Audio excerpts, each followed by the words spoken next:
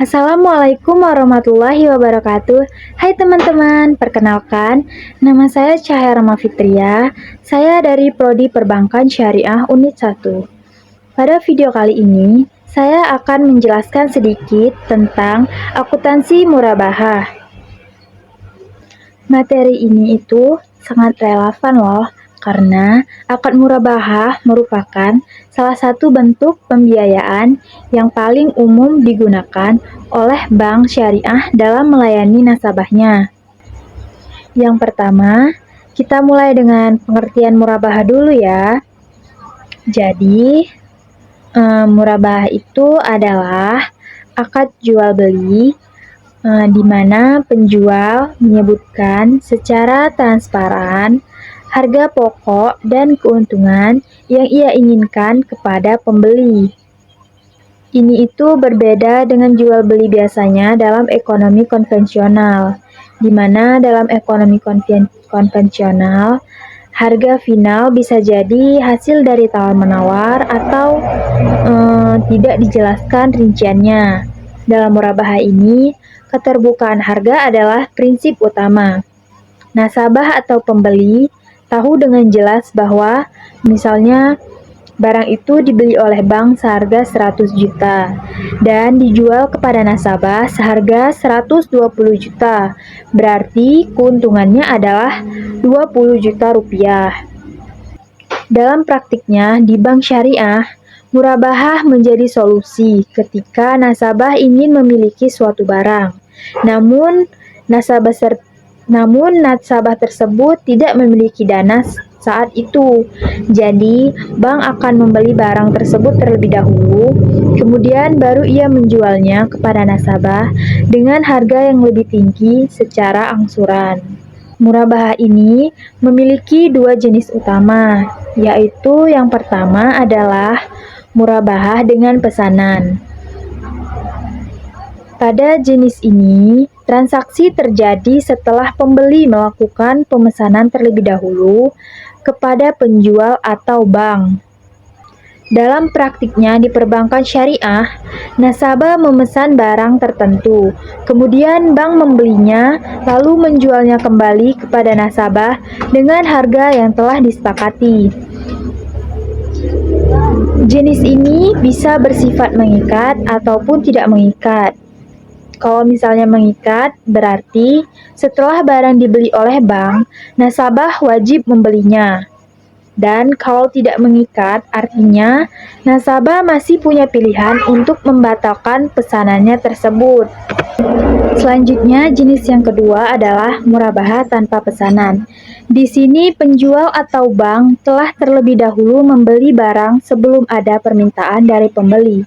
Ini biasanya terjadi saat bank atau koperasi menyediakan barang tertentu sebagai stok atau inventory, kemudian ditawarkan kepada calon nasabah. Transaksi ini bersifat lebih fleksibel, tetapi memiliki resiko yang lebih besar bagi penjual karena belum tentu ada pembeli yang siap. Maksudnya barang yang ingin dia jual itu barangnya sudah ready, ia tinggal menunggu pembeli untuk membeli barangnya tersebut. Secara umum, alur atau skema dari murabahah adalah yang pertama, nasabah atau pembeli menyampaikan kebutuhannya kepada bank, misalnya ia ingin membeli kendaraan. Kemudian, bank membeli kendaraan tersebut dari supplier atau dealer dengan harga tertentu. Setelah barang dimiliki oleh bank, barulah dijual kembali kepada nasabah dengan tambahan margin keuntungan. Yang terpenting dalam proses ini, bank tidak boleh mengambil keuntungan dari uang, tetapi dari barang yang ia jual. Nah, jadi kata kuncinya di sini adalah transparansi. Nasabah harus tahu harga beli barang oleh bank dan juga harus tahu berapa sih margin atau keuntungan yang diambil oleh bank. Nah, inilah yang membedakan murabahah dengan praktik riba. Sekarang kita masuk ke bagian akuntansi murabahah dari sisi penjual, atau dalam hal ini pihak bank syariah atau lembaga keuangan yang menyediakan pembiayaan. Dalam pencatatan akuntansi, ada dua langkah utama yang dilakukan oleh penjual.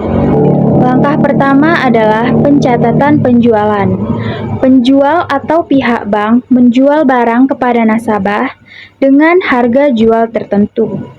Harga ini bukan hanya harga beli barang tersebut, tetapi juga mencakup margin keuntungan yang telah disepakati di awal. Contohnya, jika sebuah barang dibeli oleh bank dari supplier seharga 100 juta rupiah, lalu dijual ke nasabah seharga 120 juta rupiah, maka keuntungan atau margin yang diambil bank adalah sebesar 20 juta rupiah. Harga jual yang digunakan sebagai dasar pencatatan bukan hanya harga pokok, melainkan total keseluruhan, yaitu 120 juta. Langkah kedua adalah pencatatan akuntansi. Dalam hal ini, bank akan mencatat piutang murabahah sebesar harga jual, yaitu 120 juta rupiah. Ini mencerminkan jumlah uang yang harus dibayar oleh nasabah kepada bank selama periode angsuran. Lalu, bank juga mencatat pendapatan murabahah sebesar margin keuntungan, yakni 20 juta rupiah. Harga pokok atau harga beli barang sebesar 100 juta rupiah juga dicatat sebagai pengeluaran untuk pengadaan barang, dan nilainya akan keluar dari akun persediaan barang. Catatan ini sangat penting agar bank mengetahui total piutang yang dimiliki dan berapa keuntungan yang sudah menjadi haknya. Untuk memperjelas lagi, mari kita lihat bentuk jurnal akuntansi yang dibuat oleh penjual. Nah, misalnya harga pokok barang sebesar 10 juta rupiah dan keuntungan atau margin sebesar 20 juta rupiah. Maka harga jual total yaitu sebesar 120 juta.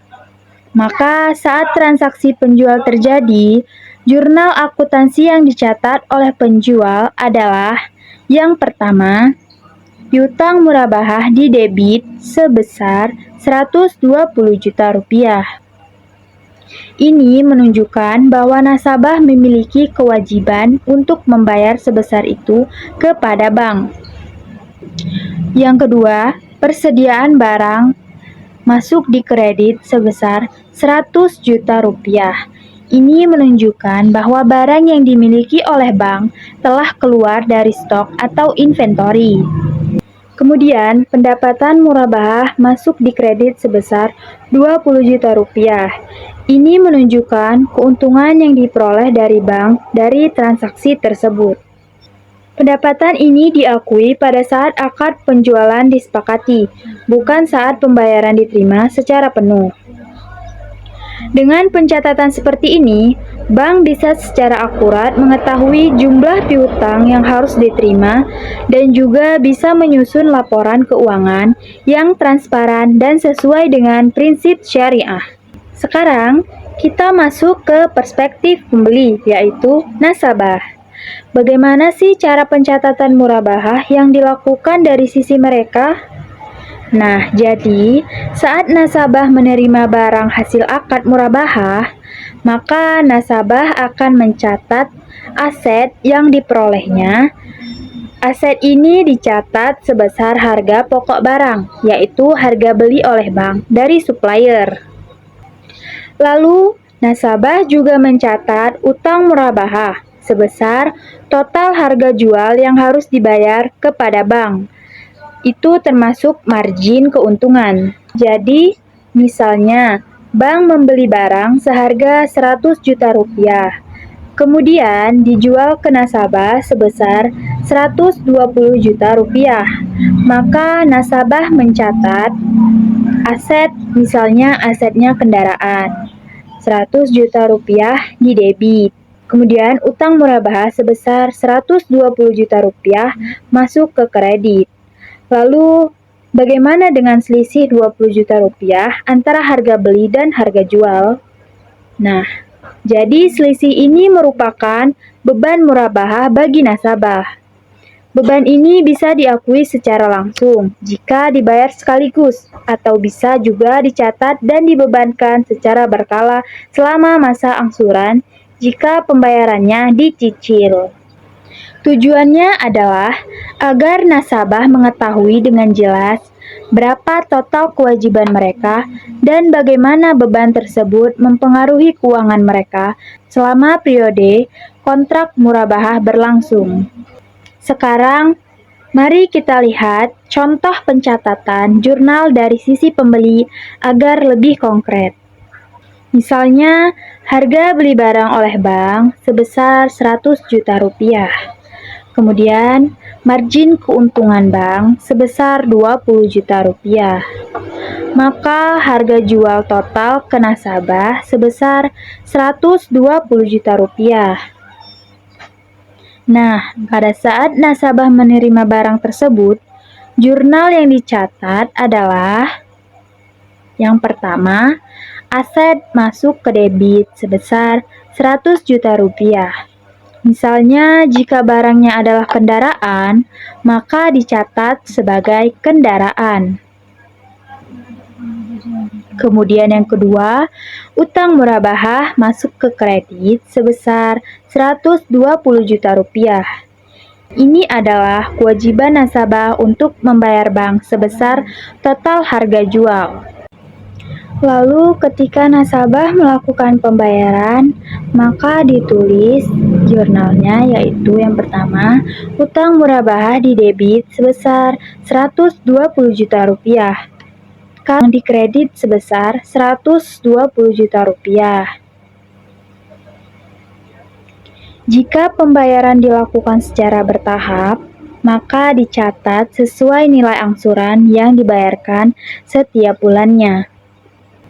Sekian penjelasan dari saya, lebih dan kurang saya mohon maaf. Semoga apa yang saya sampaikan dapat bermanfaat, dan apabila penyampaian saya kurang jelas, saya mohon maaf. Saya akhiri dengan wassalamualaikum warahmatullahi wabarakatuh. Bye-bye. Terima kasih.